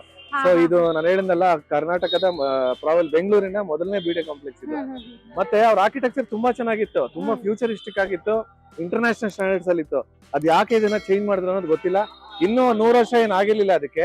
ಶಿಥಿಲಾವಸ್ಥೆ ಬರ್ಬೇಕಂದ್ರೆ ಸುಮಾರು 80 ವರ್ಷದ ಮೇಲ್ಗಡೆ. ಬಟ್ ಇದು 80 ವರ್ಷ ಆಗಿಲ್ಲ. ಯಾಕೆ ಅದನ್ನ ತೆಗೆದ್ರಂತ ಗೊತ್ತಿಲ್ಲ ನನಗೆ. ಬಟ್ ನೀವು ಅವಾಗ ನೋಡಿದ್ರೆ ಇದು ವೆರಿ ಫ್ಯೂಚರಿಸ್ಟಿಕ್, ಅದರ ಹೆಮ್ಮೆ ಪಡುವಂತ ಜಾಗ ಆಗಿತ್ತು. ಜಯನಗರದ ಪ್ರಮುಖ ಜಾಗದಲ್ಲೇ ಜಾಗ ಇದೆ ಇದು. ಇದು. ಈಗ ಹೌದು. ಪಾಳು ಬಿದ್ದ ನನ್ನ ಸ್ಥಿತಿಯಲ್ಲಿ. ಮದುವೆಗೆ ಬಟ್ಟೆಗಳು ನಾನು ಇಲ್ಲಿ ತಗೊಂಡಿದ್ದೀನಿ. Okay. ಸೊ 15 ವರ್ಷ ಮುಂಚೆ ಚೆನ್ನಾಗಿತ್ತು, ಈಗ ಫುಲ್ ಶಿಥಿಲಾವಸ್ಥೆ ಆಗಿದೆ. Yes, ಇದು ಜಯನಗರದ ಜನಸಾಮಾನ್ಯರ ಮಾತು ಅಂದ್ರೆ ಹೇಗೆ ಒಂದು ಪ್ರಸಿದ್ಧವಾಗಿ ಜನರಿಂದ ತುಂಬಿದ್ದಂತ ಸ್ಥಳ ಈಗ ಹೇಗ್ ಪಾಳು ಬಿದ್ದ ಸ್ಥಿತಿಯಲ್ಲಿ ಇದೆ ಅನ್ನೋದನ್ನ ಜ್ಞಾನೇಶ್ವರ್ ಅವರು ಹೇಳ್ತಿದ್ರು. ಬಹಳ ಬೇಜಾರಾಗುತ್ತೆ ಇದು ನೋಡಿದ್ರೆ. ಹೋಗೋಣ.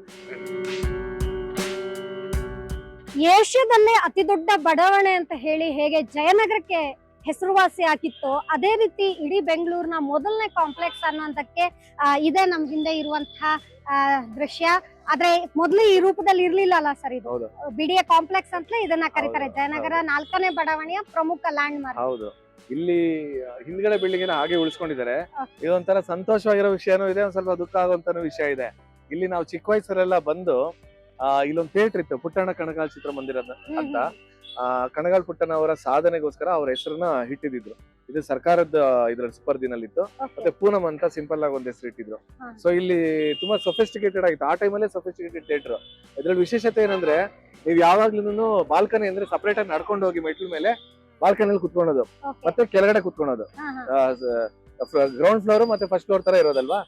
ಇಲ್ಲಿ ಆತರ ಅಲ್ಲ, ಟಾಪ್ ಫ್ಲೋರ್ ಮತ್ತೆ ಗ್ರೌಂಡ್ ಫ್ಲೋರ್ ಇವಾಗ ಹೆಂಗ್ ಬರುತ್ತೆ ನಮ್ಗೆ ಮಲ್ಟಿಪ್ಲೆಕ್ಸ್ ಅಲ್ಲಿ, ಇವಾಗ ಒಂದೇ ಲೆವೆಲ್ ಅಲ್ಲಿ ಬರುತ್ತೆ ಸ್ಲೋಪ್. ಅದನ್ನ ಫಸ್ಟ್ ಮಾಡಿದ್ದು ಇಲ್ಲೇನೆ. ಸೊ ಅದು ವಿಶೇಷತೆ.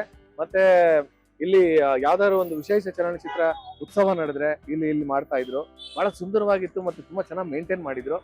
ಅಷ್ಟು ಚೆನ್ನಾಗಿರುವಂತ ಒಂದು ಥಿಯೇಟರ್ ನ ಹೊಡೆದಾಕಿ ಇದು ಒಂದು ತುಂಬಾ ಕೆಟ್ಟದು. ಒಂದು 50 ವರ್ಷ ಅಲ್ಲ, ಒಂದು 100-150 ವರ್ಷ ಹಳೆ ಮಾಡ್ತಾರಲ್ಲ ಬಿಲ್ಡಿಂಗ್, ಆ ಲೆವೆಲ್ ಅಲ್ಲಿ ಮಾಡಿದ್ದಾರೆ. ಪಾರ್ಕಿಂಗ್ ಮಾಡಕ್ಕಾಗಲ್ಲ, ತುಂಬಾ ಅಧ್ವಾನವಾಗಿದೆ. ಪಾರ್ಕಿಂಗ್ ಕಾರ್ ತಗೊಂಡು ಹೋಗಕ್ಕಾಗಲ್ಲ. ಇಲ್ಲಿ ಒಳಗಡೆ ನೋಡಿದ್ರೆ ನೀವು ಗಬ್ಬು ವಾಸನೆ ಮತ್ತೆ ಎಲ್ಲ ಕಿತ್ತೋಗಿದೆ. ಇದು ಅತ್ಯಂತ ಕೆಟ್ಟ ಒಂದು ಬಿಲ್ಡಿಂಗ್ ಅಂದ್ರೆ ಸರ್ಕಾರದ್ದು ಇದೆ. ಅದು ಬಹಳ ಬೇಜಾರು. ಜೊತೆಗೆ ಈ ಕಟ್ಟಡನು ಪೂರ್ಣ ಪ್ರಮಾಣದಲ್ಲಿ ಬಳಕೆಗೆ ಆಗಿಲ್ಲ ನೋಡಿ. ಇದು ಸುಮ್ನೆ ಒಂದು 10 ವರ್ಷ ಆಗಿರ್ಬೋದು. ನೋಡಿ ಯಾವ ತರ ಇದೆ ಅಂತ. ಅದೇ ಹಿಂದ್ಗಡೆ ಬಿಲ್ಡಿಂಗ್ ನೋಡಿ, ರೆಡ್ ಕಲರ್ ಬಿಲ್ಡಿಂಗ್. ಈಗ್ಲೂ ಅದನ್ನ ಕರೆಕ್ಟ್ ಆಗಿ ರಿನೋವೇಟ್ ಮಾಡಿದ್ರೆ ಫ್ಯಾಂಟಾಸ್ಟಿಕ್ ಆಗಿರುತ್ತೆ. ಇವಾಗ ಮಾಡಿರೋದು ತುಂಬಾ ಅಧ್ವಾನ ಆಗಿದೆ. ಇದು ಬೇಸರ. ಬಟ್ ಒಳ್ಳೊಳ್ಳೆ ನೆನಪುಗಳು ನಮ್ಗೆ ಯಾವತ್ತೂ ಇಲ್ಲಿ ಬಂದವಾಗೆಲ್ಲ ಅದನ್ನ ನೆನೆಸ್ಕೊಂತೀವಿ, ಬೇಜಾರ್ ಪಟ್ಕೊಂತೀವಿ. ಇದು ಸೈಕಲಾಜಿಕಲಿ ನಮಗೆ ತುಂಬಾ ಕಾಟ ಕೊಡುತ್ತೆ. BBMP ನಿರ್ಮಾಣ ಮಾಡಿದಂತ ಬಿಲ್ಡಿಂಗ್ ಇದು. ಇದ್ರ ಅಪೋಸಿಟ್ ಅಲ್ಲೇ ಬಹಳ ದೊಡ್ಡ ಜಯನಗರ 4ನೇ ಬ್ಲಾಕ್ ನ ಬಡಾವಣೆಯ ಒಂದು ಮೇನ್ ಬಸ್ ಸ್ಟ್ಯಾಂಡ್ ಕೂಡ ಇದೆ. ಇದು ಚೆನ್ನಾಗಿದೆ. ಇಲ್ಲಿ ಆ ಬಗ್ಗೆ ಒಂದು ಹೇಳ್ತಿದ್ವಿ ಬೆಂಗಳೂರಿನ. ಹೇಗಂದ್ರೆ ನೋಡಿ, ಜಯನಗರ ವಿಶೇಷ ಅಂತ ನಾವ್ ಹೇಳ್ಬೇಕಂದ್ರೆ ಯಾವಾಗ್ಲೂ ನಿಮ್ಗೆ ಹೇಳ್ತಾ ಇದ್ನಲ್ಲ, ವಿಶೇಷ ಎಲ್ಲ ನಾಲೆಡ್ಜ್ ಸಿಟಿ ಹಂಗೆ ಅಂತ.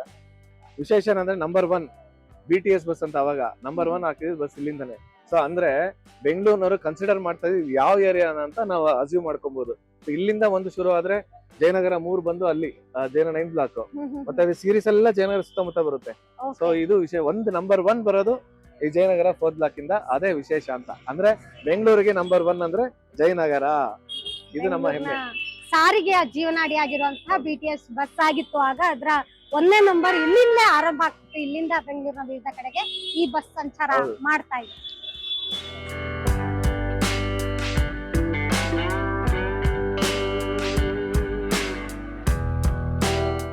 ನಮ್ ಜೊತೆಗಿದ್ದಾರೆ ವಾಣಿ ಅಲ್ಲಾರಂಡ ಅವರು. ಹೇಳಿ, ಜಯನಗರದ ಬಗ್ಗೆ ನಿಮಗಿರುವಂತಹ ನೆನಪುಗಳೇನು? ನಾನು 1998-99ರಲ್ಲಿ ನಾನು ಇಲ್ಲಿ ಒಂದು 2 ವರ್ಷ ನಾನು ಡಿಪ್ಲೊಮಾ ಮಾಡ್ಲಿಕ್ಕೆ ಓದ್ಲಿಕ್ಕೆ ಅಂತ ಬಂದಿದ್ದೆ ಇಲ್ಲಿ ಬಂದಾಗ ನಾನು ಜಯನಗರ ಅಂತಂದ್ರೆ ಇಲ್ಲಿ ಬಂದ್ರೆ ನಮ್ಗೆ ಮೊದಲು ನಮ್ಗೆ ನೆನಪಾಗ್ತಾ ಇದ್ವಿ ಎದುರುಗಡೆ ಬಂದ್ರೆ ಆಗ ಬಸ್ ಎಲ್ಲ ತುಂಬಾ ಕಮ್ಮಿ, ನಾವು 2 ವೀಲರ್ ಅಲ್ಲಿ ಬರ್ತಾ ಇದ್ವಿ. ಎದುರುಗಡೆ ನಮಗೆ ಕಾಣೋದು ಪುಟ್ಟಣ್ಣ ಥಿಯೇಟರ್.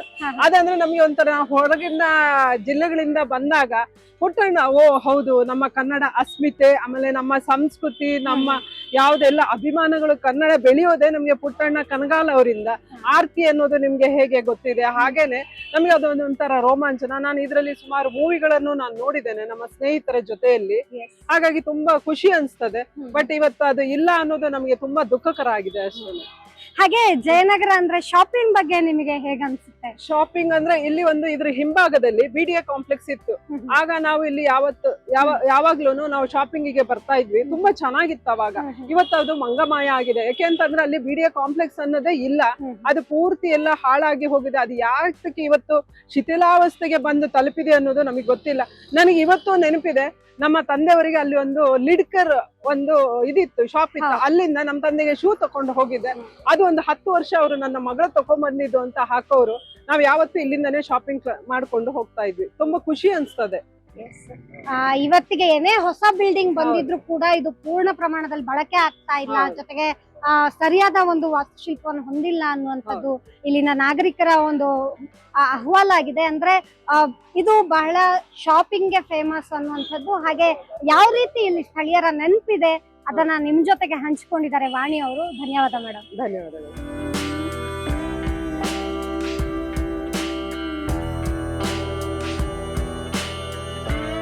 ಜಯನಗರದ ಈ BMTC ಬಸ್ ಸ್ಟ್ಯಾಂಡ್ ಏನಿದೆ, ಇದು ಕೇವಲ ಬಸ್ ಸ್ಟ್ಯಾಂಡ್ ಅಲ್ಲ, ಇದಕ್ಕೂ ಒಂದು ಚರಿತ್ರೆ ಇದೆ, ಇತಿಹಾಸ ಇದೆ. ಏನ್ ಸರ್ ಅದು? ಅದೇ ನಾನು ಆಗ್ಲೇ ಹೇಳ್ದಂಗೆ ನಿಮ್ಗೆ, ಇದು ಮೋಸ್ಟ್ ಏನ್ BTS ಬಸ್ ಯಾವಾಗ ಶುರು ಆಯ್ತೋ ನಂಬರ್ 1 ಬಸ್ ಇಲ್ಲೇ ಶುರುವಾಗಿದ್ದು. ಅಂದ್ರೆ ಸರ್ಕಾರ ಪ್ರಾಮುಖ್ಯತೆ ಯಾವ ಏರಿಯಾದಿಂದ ಕೊಡ್ತಾ ಇದೆ ಅಂದ್ರೆ ಜಯನಗರ ಏರಿಯಾದಿಂದ ಕೊಡ್ತಾ ಇದೆ. ಅದ್ರಲ್ಲೂ ಜಯನಗರ 4th ಬ್ಲಾಕ್. ಸೊ ಅದಕ್ಕೋಸ್ಕರ ಈ ಬಸ್ ಸ್ಟ್ಯಾಂಡ್ ಅದಕ್ಕೋಸ್ಕರ ವಿಶೇಷ. ಅಷ್ಟೇ ಅಲ್ಲ, ಇದು ತುಂಬಾ ಸೊಫಿಸ್ಟಿಕೇಟೆಡ್ ಬಸ್ ಸ್ಟ್ಯಾಂಡ್ ಇದು. ನಿಮ್ಗೆ ಇವಾಗ ಶಿವಾಜಿನಗರ್ ಬಸ್ ಸ್ಟ್ಯಾಂಡ್ ನೋಡಿದೀರಾ, ಅದು ತುಂಬಾ ಚೆನ್ನಾಗಿದೆ. ಮೊದಲು ತುಂಬಾ ಒಂಥರ ಬ್ಯೂಟಿಫುಲ್ ಆಗಿ ಟೆಕ್ನಿಕಲ್ ಆಗಿ ತುಂಬಾ ಆರ್ಕಿಟೆಕ್ಚರಲ್ ಆಗಿ ಮಾಡಿದ್ದು ಮೊದಲನೇ ಇದು ಏನು ಬಸ್ ಸ್ಟ್ಯಾಂಡ್ ಅಂದ್ರೆ ಇದೆ. ಸೊ ಜಯನಗರ ಎಲ್ಲದಕ್ಕೂ ಒಂಥರ ಸ್ಟ್ಯಾಂಡರ್ಡ್. ಅಂದ್ರೆ ಈ ಜಯನಗರದಲ್ಲಿ ಏನ್ ಸ್ಟ್ಯಾಂಡರ್ಡ್ಸ್ ಆಗುತ್ತೋ ಬೇರೆ ಬೇರೆ ಹೊಸ ಏರಿಯಾನಲ್ಲಿ ಆ ಸ್ಟ್ಯಾಂಡರ್ಡ್ ನ ಕಾಪಿ ಮಾಡೋದು ಒಂದು ಸಂಸ್ಕೃತಿ ಆಗ್ಬಿಟ್ಟಿದೆ ಬೆಂಗಳೂರಿನಲ್ಲಿ. ಆ ಸಂಸ್ಕೃತಿಗೆ ನಂಬರ್ 1 ಯಾವತ್ತಿದ್ರು. ಸೊ ಆ ಸಂಸ್ಕೃತಿಗೆ ಎಡೆ ಹಾಕಿದ್ದೆ ಇಲ್ಲಿಂದ. ನಂಬರ್ 1 ಇರ್ಬೋದು, BTS ಬಸ್ ನಂಬರ್ 2 ಇರ್ಬೋದು, ಎಲ್ಲವೂ ಇಲ್ಲಿಂದ ಶುರುವಾಗುತ್ತೆ. 3, 3 ಇಲ್ಲಿಂದಾನೆ. ಸೊ ಆತರ ಮೊದಲೇ ಎಲ್ಲ ಇಲ್ಲೇನೆ. ಇನ್ನೊಂದು ಜಯನಗರದ ಪ್ರಮುಖ ವಿಶೇಷ ಅಂದ್ರೆ ಹೇಗೆ ಬೌದ್ಧಿಕವಾಗಿ ಇದು ಉತ್ತಮ ಬಡಾವಣೆಯೋ, ಇಲ್ಲಿ ಸಾಕಷ್ಟು ಸ್ಟಾರ್ಗಳ ಮನೆಗಳಿದೆ. ಅಂತಹ ಒಂದು ಏರಿಯಾಕ್ಕೆ ಹೋಗೋಣ ಬನ್ನಿ ಸರ್.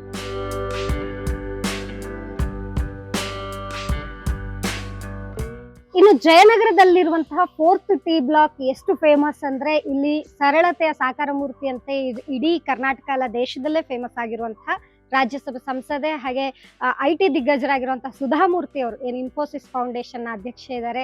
ಅವರ ಮನೆ ಕೂಡ ಇರುವಂತದ್ದು ಇದೇ ಜಯನಗರದ ಇದೇ 4th T ಬ್ಲಾಕ್ ಅಲ್ಲಿ. ನನ್ನ ಹಿಂಭಾಗದಲ್ಲಿ ನೀವು ನೋಡ್ತಾ ಇರ್ಬೋದು.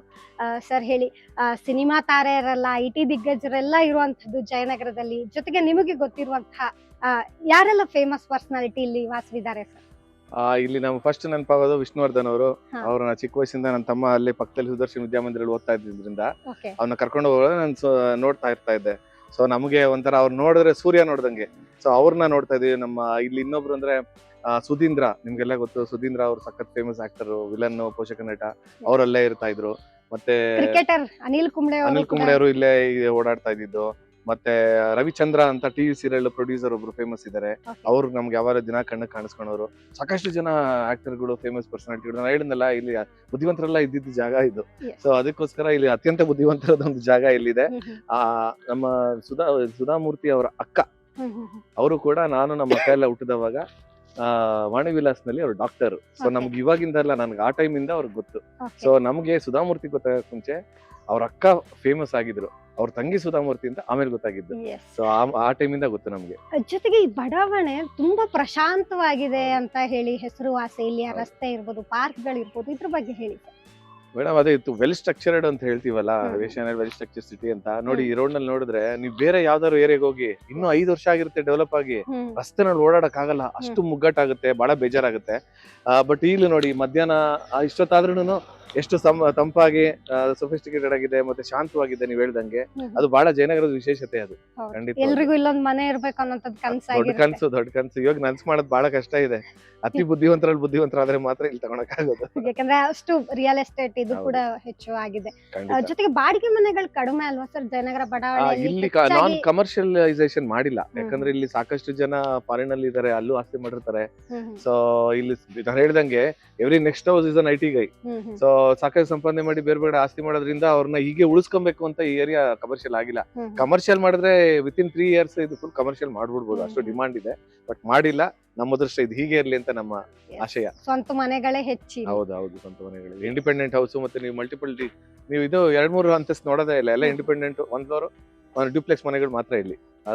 ಕೆರೆಗಳೇ ಇಲ್ಲ ಅನ್ನೋಂತ ಒಂದು ವಿಶೇಷದ ಬಗ್ಗೆ ಹೇಳ್ತಿದ್ರಿ. ಅದೇ ಮೇಡಮ್, ಎಲ್ಲ ಮುಚ್ಚಾಕ್ಬಿಟ್ಟಿದ್ದಾರೆ. ಒಂದಷ್ಟು ಕೆರೆಗಳು ಇತ್ತು ಅಂತ ಅನ್ಸುತ್ತೆ, ಬಟ್ ನನ್ನ ಕಣ್ಣಿಗೆ ಕಾಣಿಸ್ದಂಗೆ ನಾನು ಹುಟ್ಟಿದವಾಗಿಂದ 40 ವರ್ಷದಿಂದ ಯಾವ್ದೇ ಇಲ್ಲಿ ಇಲ್ಲ. ಸೊ ಅದೊಂದು ಸ್ಪೆಷಾಲಿಟಿ ಅಂತ ಹೇಳ್ಬೇಕು, ಡ್ರಾಬ್ಯಾಕ್ ಹೇಳ್ಬೇಕು ಗೊತ್ತಿಲ್ಲ ನನಗೆ. ಆದ್ರೆ ಪಾರ್ಕ್ಗಳು ಮಾತ್ರ ಪ್ರತಿ ಒಂದು ಬಡಾವಣೆಯಲ್ಲಿ ಹಂತದಲ್ಲೂ ಇದೆ. ಇಲ್ಲಿ ಮಾಧವನ್ ಪಾರ್ಕ್ ಇರ್ಬೋದು, ಹಾಗೆ 7th ಬ್ಲಾಕ್ ಅಲ್ಲಿ ಇರುವಂತಹ ಇಡೀ ರಸ್ತೆ ಉದ್ದಕ್ಕೂ ಪಾರ್ಕ್ ಇದೆ. ಮುಂದಕ್ಕೆ ಹೋಗೋಣ. ಈ ಒಂದು ಜಯನಗರಕ್ಕೆ ಹೊರಭಾಗದವರು ಬಂದ್ರೆ ಏನಾಗುತ್ತೆ, ಏನೆಲ್ಲ ಬದಲಾವಣೆ ಆಗಿತ್ತು ಅನ್ನೋದನ್ನ ಜ್ಞಾನೇಶ್ವರ್ ಅವರು ನಮಗ್ ತಿಳಿಸ್ಕೊಡ್ತಾರೆ. ಬನ್ನಿ ಹೋಗೋಣ.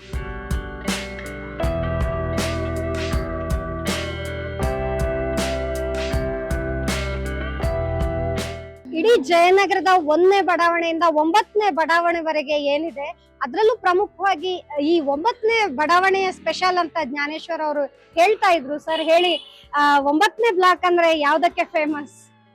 ಮೇಡಮ್, ನಾವು ಸಂವಿಧಾನ ಬದ್ಧವಾಗಿರುವಂತವ್ರು, ಸಮಾನತೆ ಪರ ಇರುವಂತವ್ರು, ಮಾನವತೆ ಪರ ಇರುವಂತವ್ರು.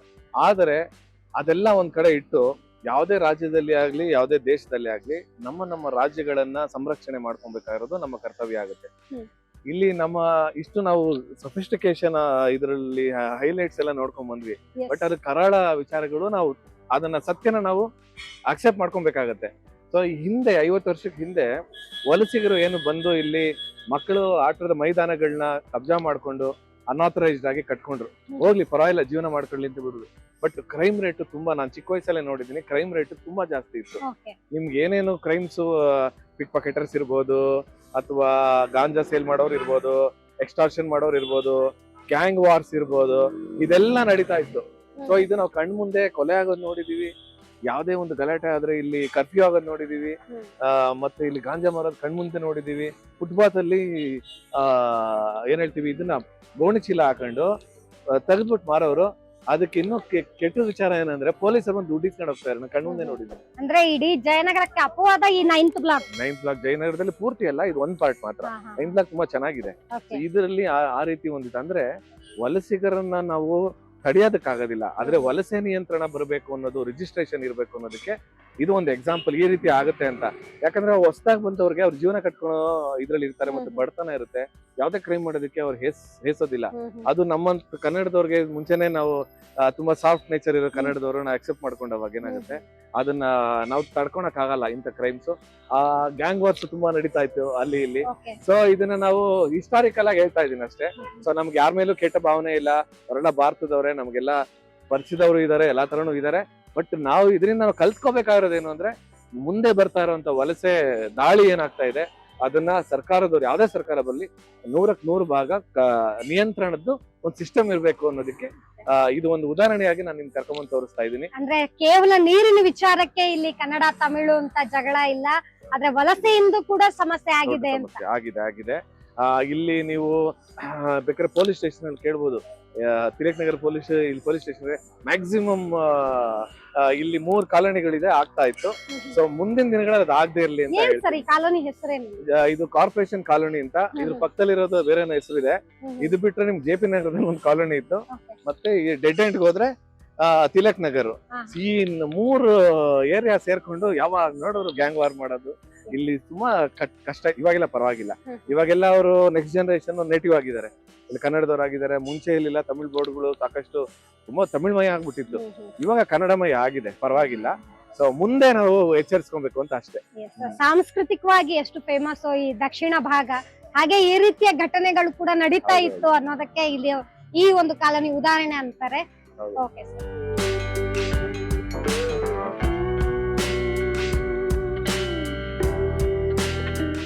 ಜಯನಗರ ಅಂತಂದ್ರೆ ನಾವ್ ಈ ಪ್ಲೇಸ್ ನ ಮಿಸ್ ಮಾಡೋ ಹಾಗೆ ಇಲ್ಲ. ಅದೇ ಕೂಲ್ ಜಾಯಿಂಟ್. ನೀವು ನೋಡ್ತಾ ಇರ್ಬೋದು, ಯಾವ್ದೇ ಜಂಕ್ ಫುಡ್ ಪ್ರಿಯರು, ತಿಂಡಿ ಪ್ರಿಯರು ಇಲ್ಲಿ ಬಂದು ಸಂಜೆ ಹೊತ್ತಲ್ಲಿ ಶಾಪಿಂಗ್ ಆದ್ಮೇಲೆ ಅಥವಾ ಶಾಪಿಂಗ್ ಬರೋ ಮುಂಚೆ ಇಲ್ಲಿ ಬಂದು ತಿಂಡಿ ಸವಿಯೋದು ಇಲ್ಲಿ ಮಾಮೂಲಿ ಸಂಪ್ರದಾಯದಂತಲೇ ಆಗಿದೆ. ಯಾಕಂದ್ರೆ ಕೂಲ್ ಜಾಯಿಂಟ್ ಅನ್ನೋದು ಅಷ್ಟು ಫೇಮಸ್. ಯಾವ್ದೇ ಬಗೆಯ ಜ್ಯೂಸಿಗಾಗಿರ್ಬೋದು, ಐಸ್ ಕ್ರೀಮ್ ಆಗಿರ್ಬೋದು, ಫಾಸ್ಟ್ ಫುಡ್ ಗಳಿಗೆ ಇಲ್ಲಿಗೆ ಬರ್ತಾರೆ.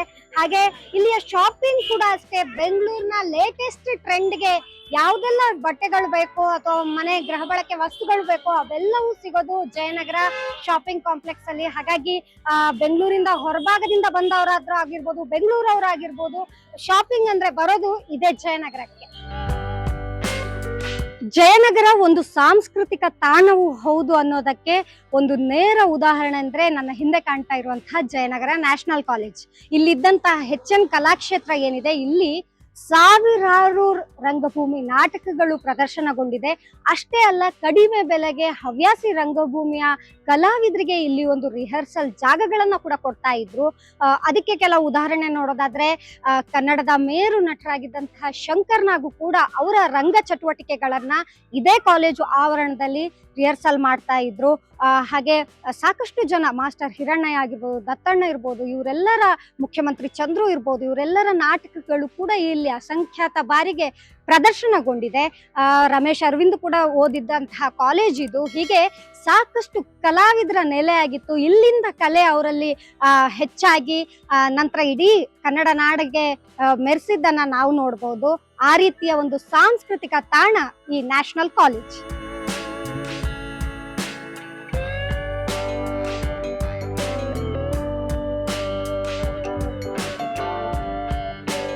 ಜಯನಗರದ ಇನ್ನೊಂದು ವಿಶೇಷ ಅಂದ್ರೆ ಹಚ್ಚ ಹಸಿರಿನ ಬಡಾವಣೆ ಅನ್ನುವಂತ ಹೆಸರು.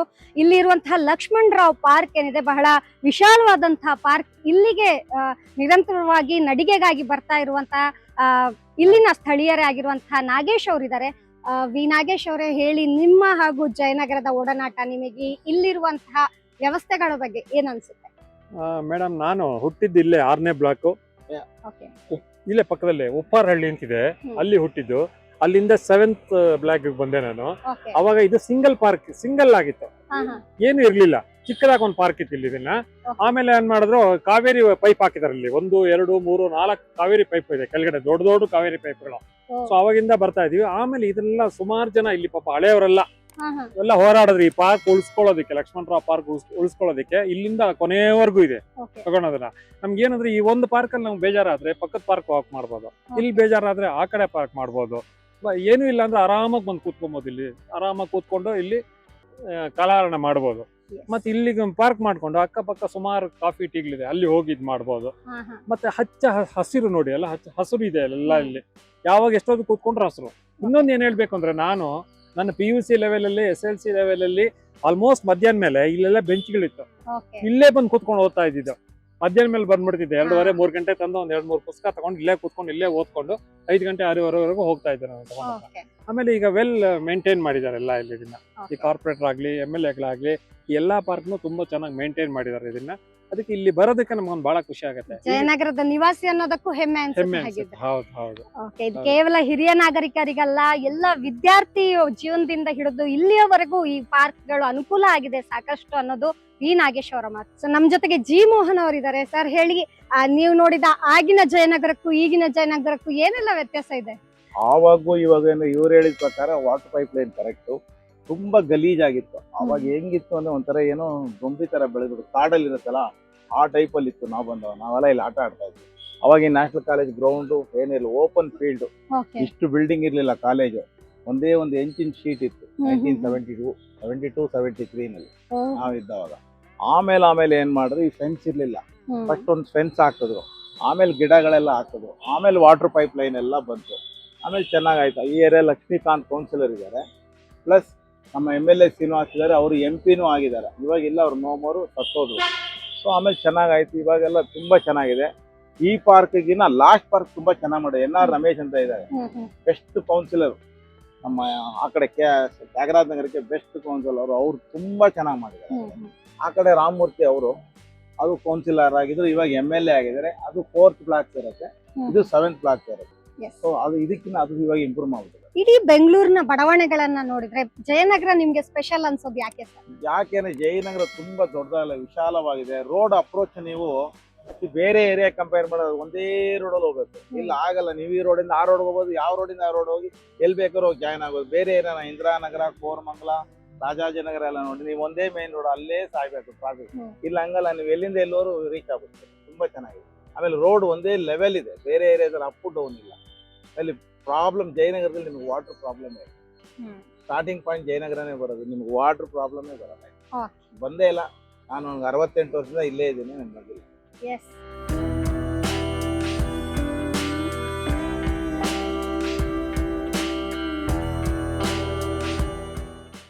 ಎಷ್ಟೊತ್ತು ನೀವು ಈ ಎಪಿಸೋಡ್ ನ ನೋಡಿದ್ರಿ? ದಯವಿಟ್ಟು ಕಮೆಂಟ್ ಮಾಡಿ, ಜಯನಗರದಲ್ಲಿ ನಿಮಗೆ ಯಾವ ಸ್ಥಳ ಇಷ್ಟ, ಅಥವಾ ಶಾಪಿಂಗ್ ಆಗಿ ಇಷ್ಟನಾ, ಇಲ್ಲಿನ ಪಾರ್ಕ್ಗಳು ಇಷ್ಟನಾ, ಅಥವಾ ಇಲ್ಲಿ ನೀವು ಓದಿದ್ದೀರಾ? ಜಯನಗರ ನಿಮಗೆ ಯಾತಕ್ಕಾಗಿ ಇಷ್ಟ ಅನ್ನೋದನ್ನ ಕಮೆಂಟ್ ಮಾಡೋದಕ್ಕೆ ಮರಿಬೇಡಿ. ಇದಾಗಿತ್ತು ಒಂದು ಬೆಂಗಳೂರಿನ ಸಂಪೂರ್ಣ ಹಸಿರುಮಯವಾಗಿರುವಂತಹ ಪ್ಲಾನ್ಡ್ ಲೇಔಟ್ ಜಯನಗರ ಬಡಾವಣೆಯ ವಿಶೇಷಗಳು. ಈ ಎಪಿಸೋಡ್ ನಿಮ್ಗೆ ಇಷ್ಟವಾಯ್ತು ಅಂತ ಭಾವಿಸ್ತೀವಿ. ಮತ್ತಷ್ಟು ವಿಶೇಷ ಸುದ್ದಿಗಳ ಜೊತೆ ನಾನ್ ನಿಮ್ಮ ಮುಂದೆ ಬರ್ತೀನಿ. ಅಲ್ಲಿವರೆಗೆ ನೋಡ್ತಾ ಇರಿ ವಿಜಯ ಕರ್ನಾಟಕ ಯೂಟ್ಯೂಬ್ ಹಾಗೆ ವೆಬ್ಸೈಟ್ ಗಳನ್ನ. ಧನ್ಯವಾದ.